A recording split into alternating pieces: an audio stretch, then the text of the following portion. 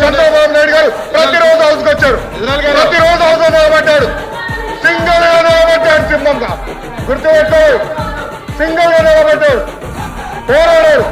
ఆ రోజు మా తల్లి అవమానించారు కనుకనే బాధ నచ్చలేక సభ బైకాట్ చేసి బయటికి వెళ్ళారు.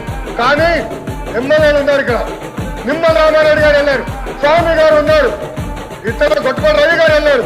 అది మాకున్న చిత్తశుద్ధి అండి. ఈరోజు ఎమ్మెల్యేలు ఎందుకు రావట్లేదని అడుగుతున్నా. 10 మంది జగన్మోహన్ రెడ్డి గారు కాకుండా 10 మంది ఉన్నారు, రాలేదు. నా తల్లిని అవమానిస్తే ఏదో కూర్చోమంటారు, ఇంకా మాట్లాడతాం. మేము మనుషులు కాదా?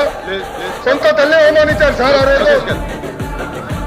మాడు కూడా కూర్చోమంటారు. అయితే తెలియకుండా ఏదంటే అది మాడితే ఎట్లా అధ్యక్ష?